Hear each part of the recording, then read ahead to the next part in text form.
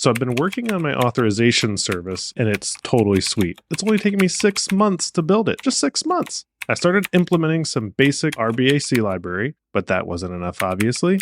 So I designed relationship-based, fine-grained authorization for the highest security possible. And then, to make it super fast, I used a GPU tower, running in my mom's basement, of course, connected via optic cable to bare metal server at my local esports lounge, permissions, restrictions, and admin.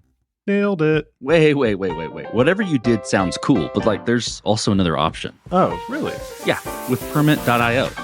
Permit is the full-stack authorization platform created so you never have to build permissions again. Build and manage permissions for any application with policy as code, APIs, developer-friendly SDKs, and user-facing UIs. Permit is an end-to-end authorization platform built on top of open-source policy engines. It's high-performing, gets decisions in less than 10 milliseconds, and uses a hybrid approach where config is in the cloud, but data and decisions are made locally. Not only is it intuitive, it lets you implement fully functional authorization in 5 minutes, not 6 months, and in the code base you prefer. Check out the link in the show notes or go to permit.io to learn more. That's permit.io. Sign up for Permit and stop rebuilding auth. In the beginning, we actually had a discussion if we want to start with an MVP. We came to the conclusion that we want to start with an MIP. Means minimum integratable product. Why don't we start with something that is even more basic, like just integrating with the customer environment and starting working with the data manually? So that was the first step we did. Just minimum we needed to get integrated, get the data, and start producing reports so we can get feedback before we even develop the detection engine. And that was an amazing move for us. I am Alon Arvatz, co-founder and CEO of Point 5, and the author of The Battle for Your Computer. This is Code Story, a podcast bringing you interviews with tech visionaries. I spent 6 months moonlighting. There's nothing on the back end. Who share what it takes to change an industry. I don't exactly know what to took do next. many goes to get right. Who built the teams that have their back. The company is its people. The teams help each other achieve. I was proud of our team. Keeping scalability top of mind. All that infrastructure was a Yes, we've been fighting it as we grow. Total waste of time. The stories you don't read in the headlines. It's not an easy thing to achieve, mind Took it you. off the shelf and dusted it off and tried it again. To ride the ups and downs of the startup life. You need to really want it. Not just about technology. All this and more on Code Story. I'm your host, Noah Lappart, and today how Alon Arvatz is helping you with your cloud cost bill by showing you how much efficiency matters. This episode is sponsored by Kiteworks. Legacy managed file transfer tools lack proper security, putting sensitive data at risk. With Kiteworks MFT, companies can send automated or ad hoc files in a fully integrated, highly secure manner. The solution is FedRAMP Moderate authorized by the Department of Defense and has been so since 2017. Step into the future of secure managed file transfer with Kiteworks. Visit kiteworks.com to get started. This episode is sponsored by ClearQuery. ClearQuery is the analytics for humans platform. With their full suite of features, you can go from data ingestion to automated insights seamlessly. With Ask ClearQuery, you can find valuable insights into your data using plain English. Don't miss the opportunity to simplify your data analytics with ClearQuery. Get started today at clearquery.io/codestory.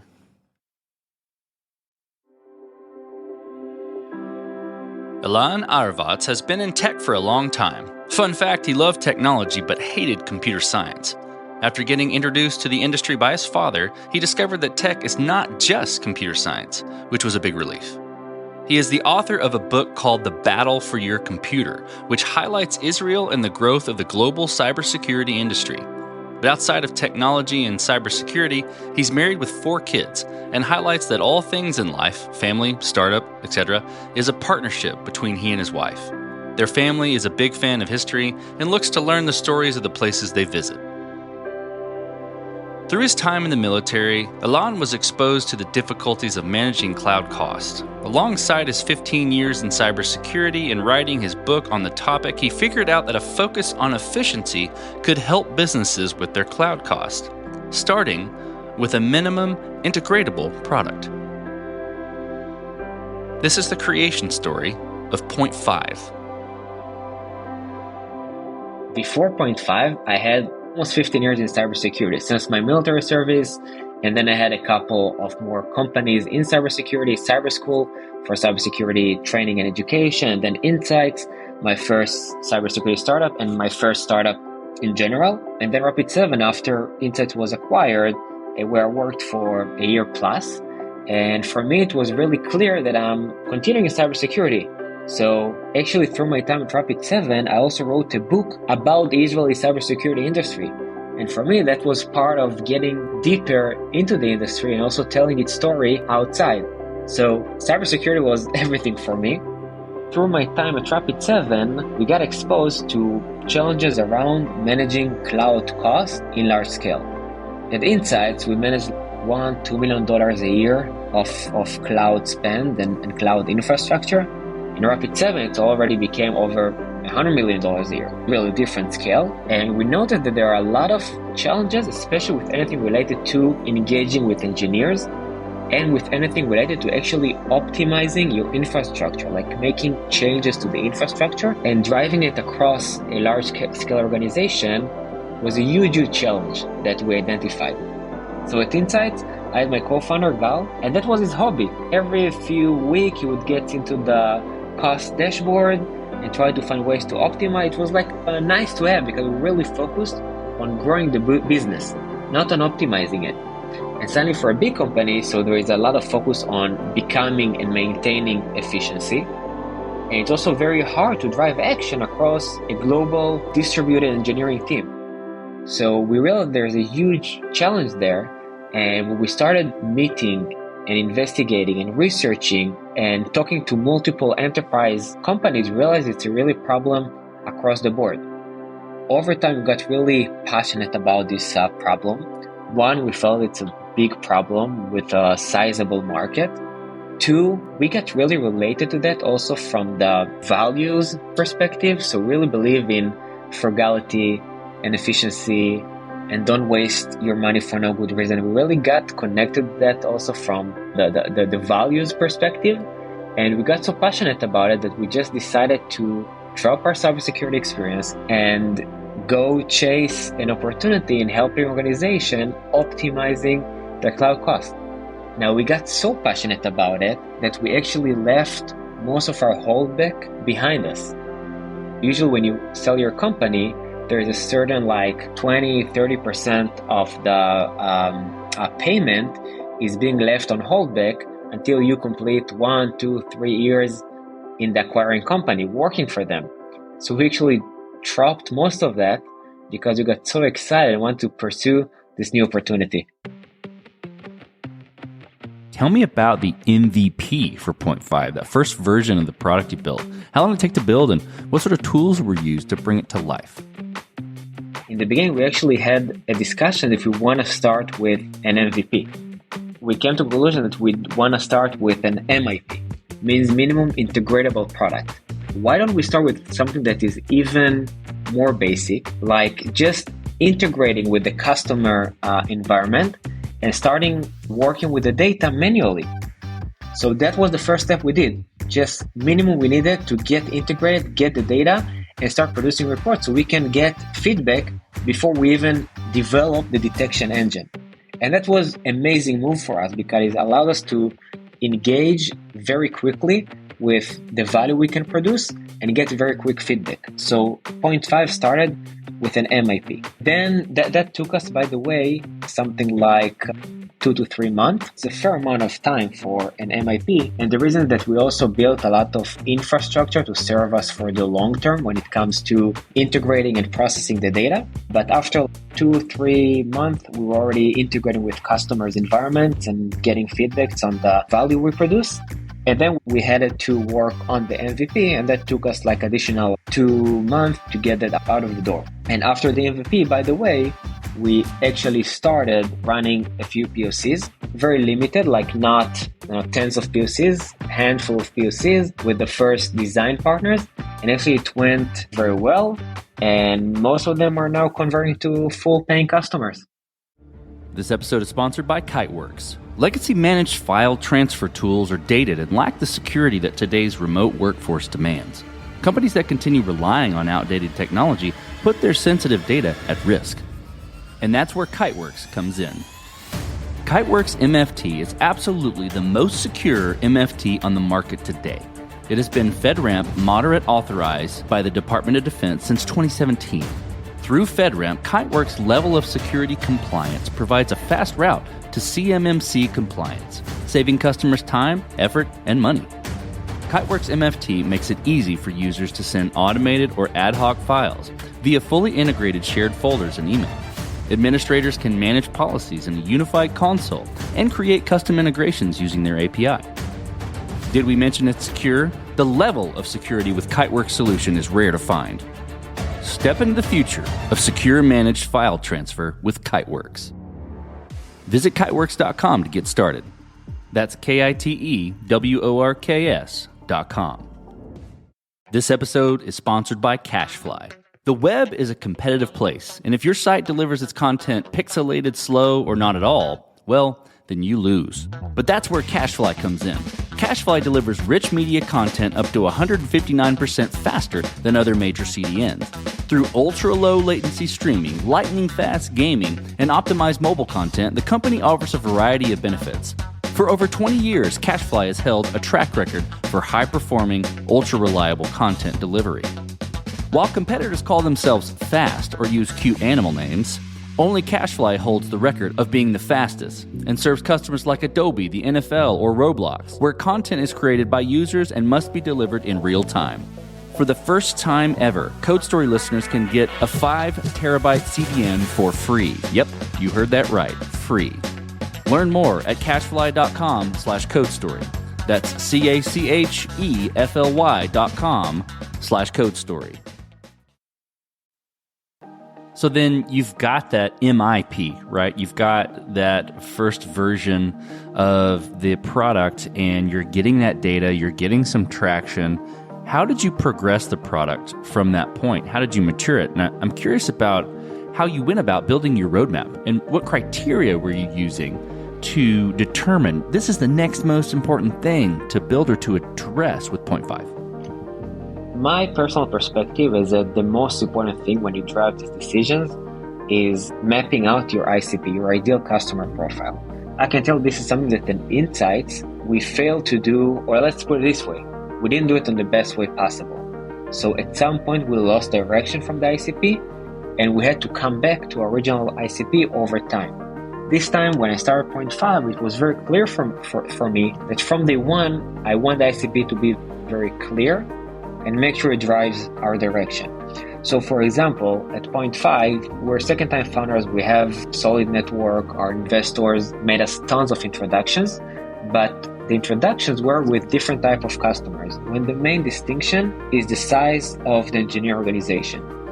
From day one, we decided that we want to focus mainly on enterprises, on big companies with very big engineering teams. So when we did these meetings and got these feedbacks from all these types of customers, we always reminded ourselves that we're targeting the bigger ones. So even if we got consistent feedback, but it came from a smaller organization, we always took it with a grain of salt.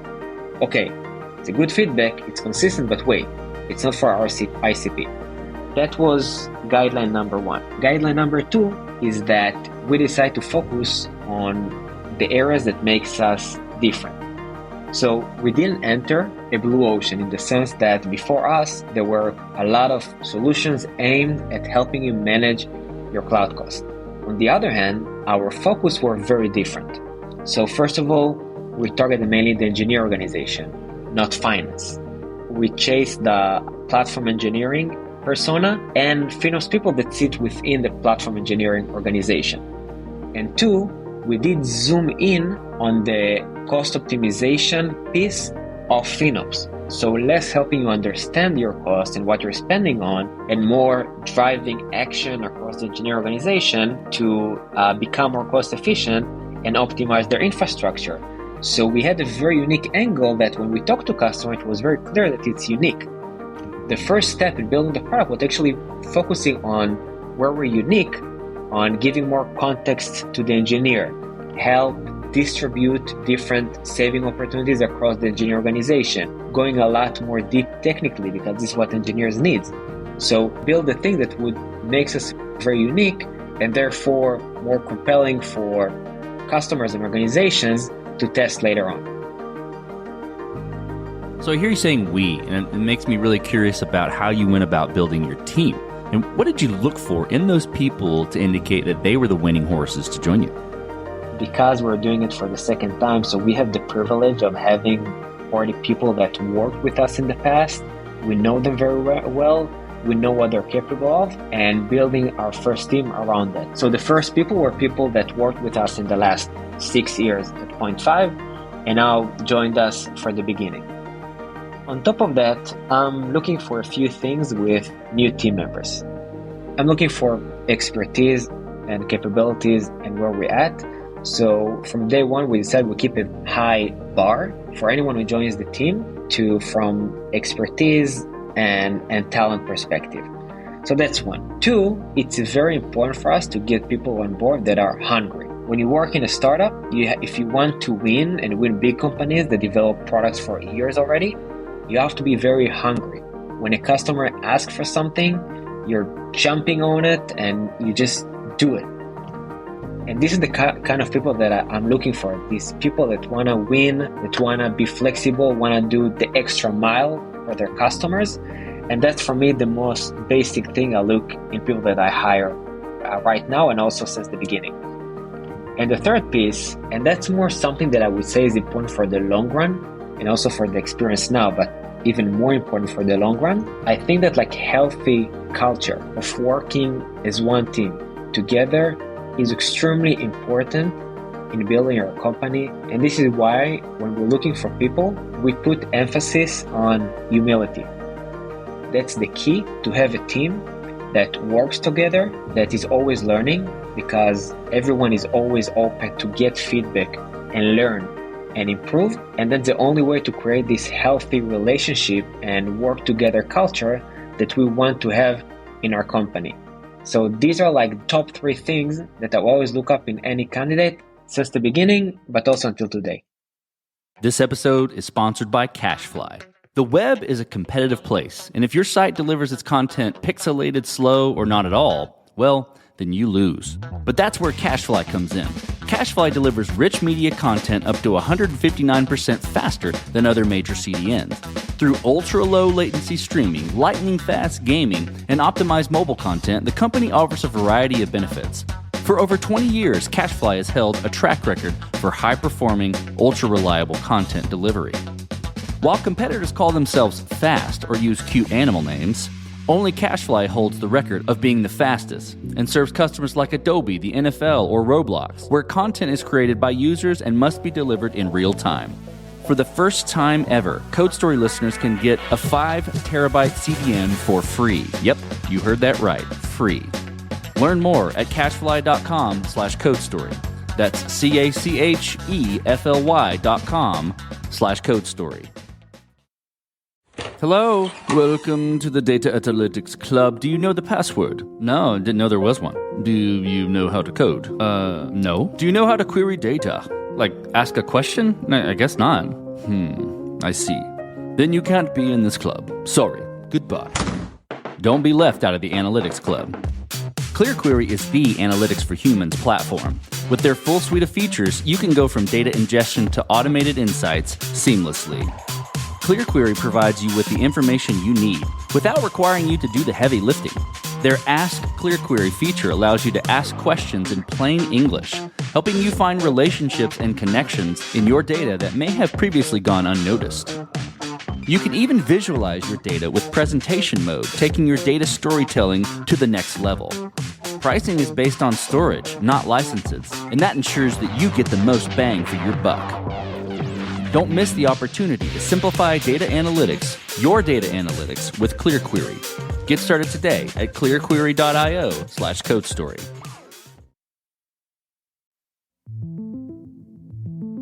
So let's flip to scalability.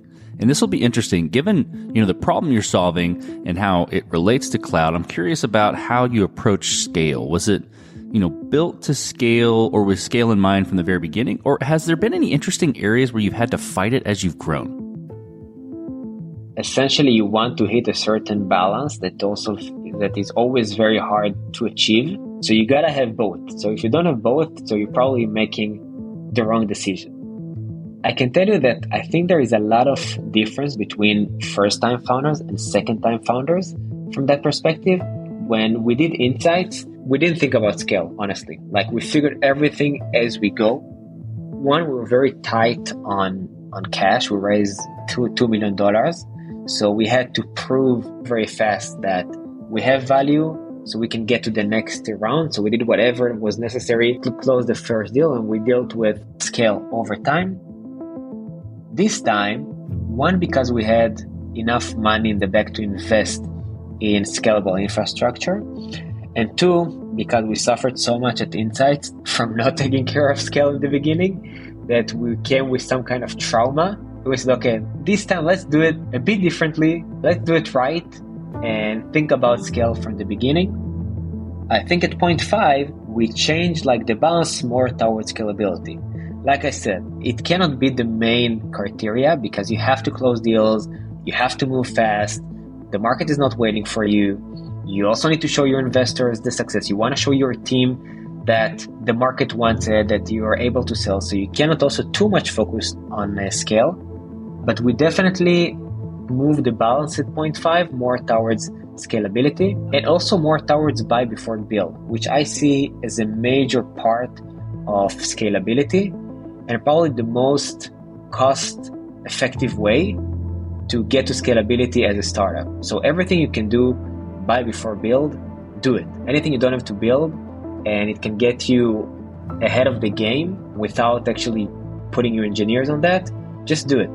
So for example, all the support in single sign-on on our platform is something that we took an external vendor that does it for us. So we're a startup, but from day one we have single sign-on, and that would serve us for the long run. But it also related to managed databases.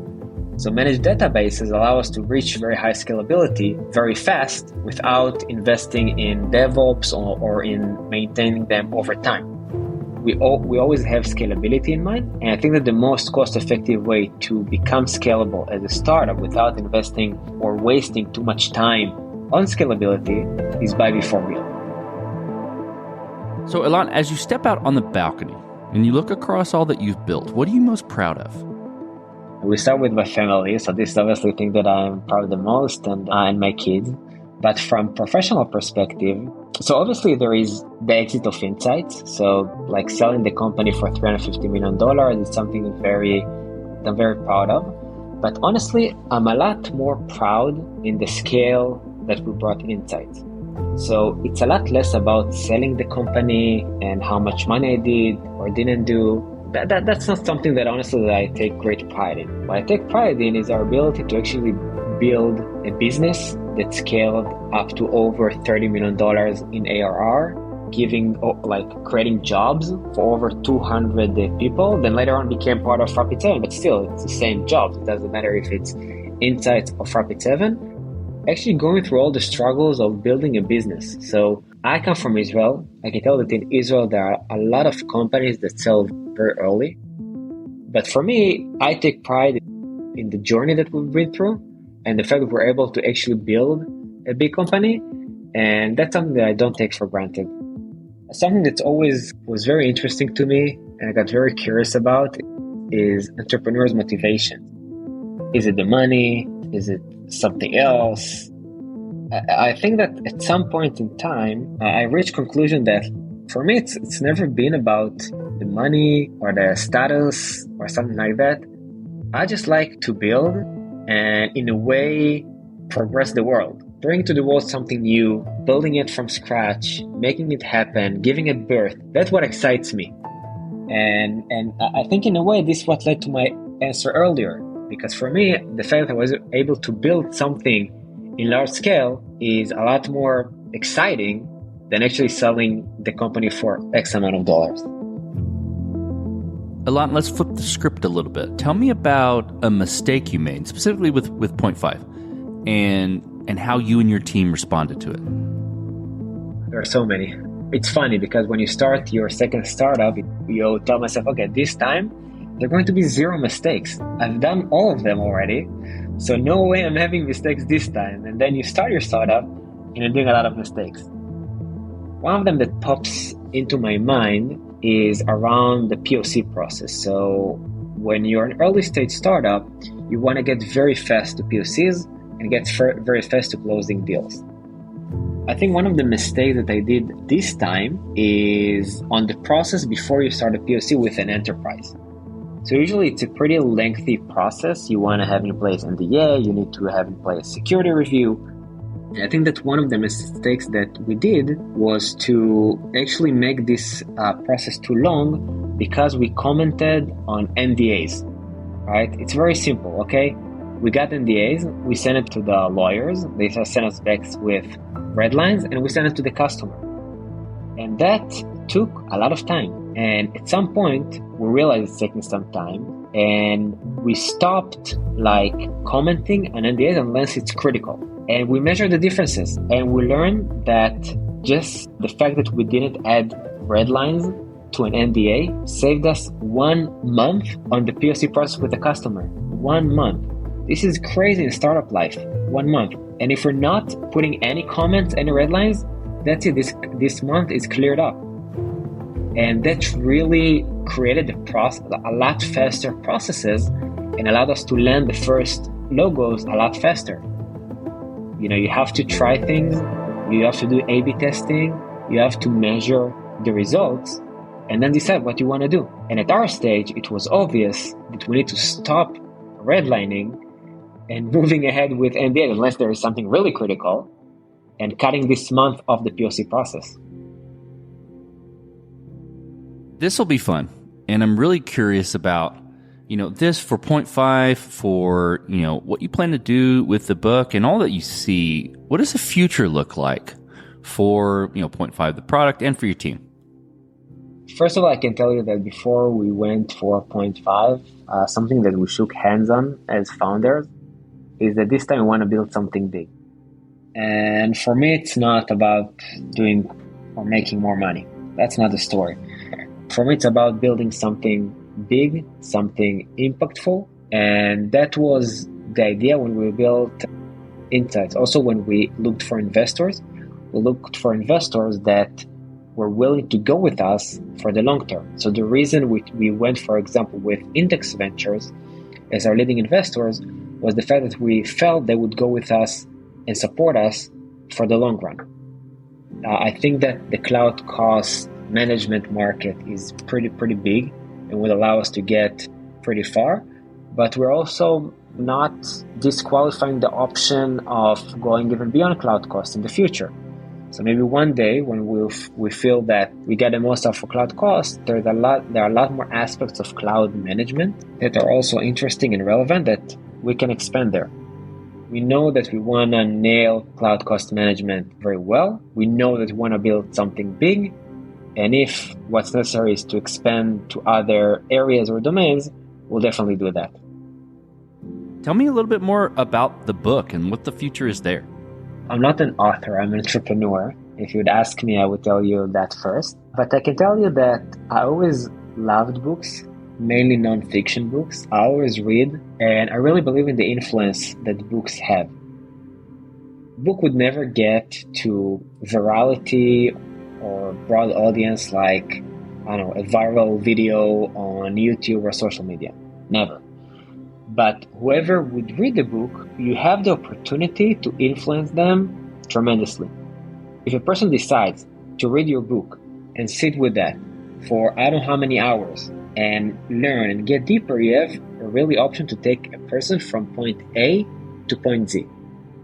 That is always what really excited me about books. And actually it was funny enough because the week I signed the agreement of selling Insights to Rapid7, I got a call from a friend of mine.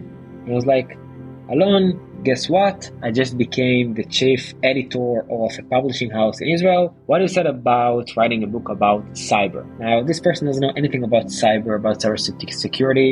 He barely knows anything about technology, or at least not too deeply. But he knew that cyber is a hot topic, and he looked for someone that can write about it. I'm the only cybersecurity guy he knew. So he reached out to me. And in the beginning, he took me more to an angle of writing about my personal experience as a cybersecurity entrepreneur. But I pulled it more towards talking and telling the story of the cybersecurity industry in Israel. Because this industry has gone very far. Cybersecurity entrepreneurs in Israel have done amazing things in actually establishing a world-leading cybersecurity powerhouse. And I said that it's about time to tell this story. And I was always also very appreciative and cognizant of how this ecosystem that was built in Israel supported me as an entrepreneur. So the reputation they built over the years for Israel as a cybersecurity powerhouse, in many ways, that's what allowed me to succeed with Point 5. So it was also an opportunity to write a book, which I always dreamed to do something like that and have this impact on people that sit down and read your book, but also a certain act of gratitude toward the industry and the ecosystem that brought me to where I am and all the entrepreneurs that supported me along the way. I'm very, by the way, bullish about the Israeli cybersecurity industry. I think it has a lot more ways to go. I think that a relative advantage that Israeli has when it comes to cybersecurity is very hard to replicate. I will say, however, that in the end of the day, cybersecurity market is not endless. It's limited. It cannot facilitate Israel's growth of its tech sector for the long run. And this is why it is important to, over time, create more industries and more expertise in Israel. And this is part of the reason I'm proud and see it as a very important mission to also expand to other areas like cloud cost optimization, for example. Okay, Alon, who influences the way that you work? Name a person or many persons or something you look up to and why. One entrepreneur that I really look up to is Miki Budai. He's a cybersecurity entrepreneur, but a pretty low profile, although he's done some pretty amazing stuff. And I think that Miki, for me, he represents the entrepreneur that is focused on doing, that is very humble, and is able to bring like this humility and amazing execution and vision together and build amazing companies and do it in a very quiet way. So he's someone I look up to and I really respect, and I also make sure I talk to him once in a while to get his advice. I have to tell you who I try not to look up to, and not because they're not amazing, they're incredibly amazing, but because I feel it's less productive. People like Elon Musk, obviously amazing entrepreneur, probably number one entrepreneur on the planet. But I feel that the thing that he's done are too like up there for me. So it's very hard for me like to learn from what he's done. I find it a lot more productive to look up to entrepreneurs that done things that are within the area of my domain, that are similar to what I've done, and learn from them rather than think about someone that is up there doing some crazy stuff that I probably won't do myself. Okay, last question, Alon. So you're getting on a plane and you're sitting next to a young entrepreneur who's built the next big thing. They're jazzed about it. They can't wait to show it off to the world and can't wait to show it off to you right there on the plane. What advice do you give that person, having gone down this road a bit several times?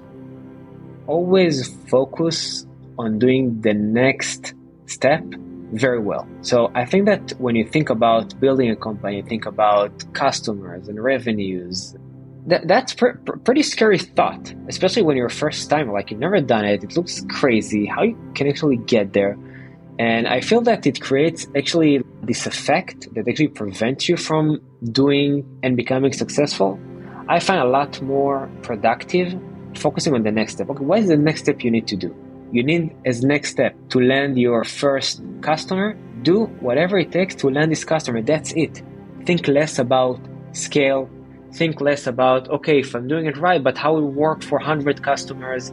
No, don't be worried about that. Nail the next thing you have to do right on the best way possible and continue from there.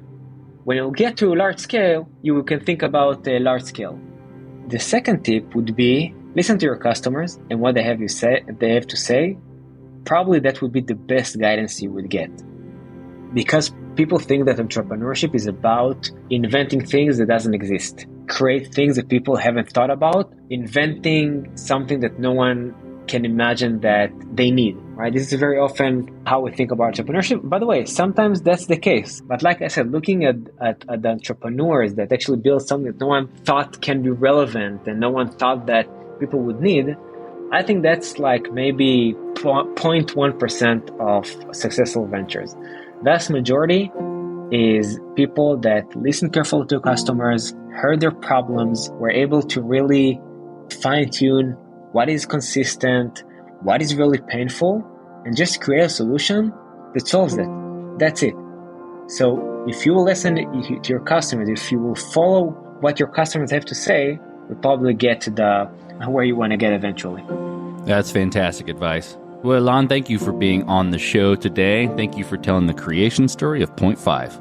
Thank you so much, Noah. It's been a real pleasure. And this concludes another chapter of Code Story.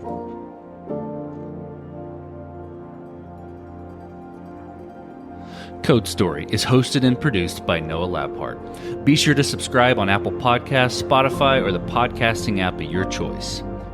And when you get a chance, leave us a review. Both things help us out tremendously.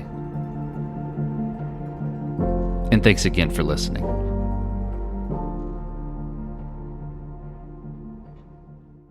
You just realized your business needed to hire someone yesterday. How can you find amazing candidates fast? Easy. Just use Indeed. Stop struggling to get your job post seen on other job sites. With Indeed sponsored jobs, your post jumps to the top of the page for your relevant candidates, so you can reach the people you want faster. According to Indeed data, sponsored jobs posted directly on Indeed have 45% more applications than non-sponsored jobs. Don't wait any longer. Speed up your hiring right now with Indeed. And listeners of this show will get a $75 sponsored job credit to get your jobs more visibility at Indeed.com/PODKATZ12. Just go to Indeed.com/PODKATZ12 right now and support our show by saying you heard about Indeed on this podcast. Terms and conditions apply. Hiring? Indeed is all you need.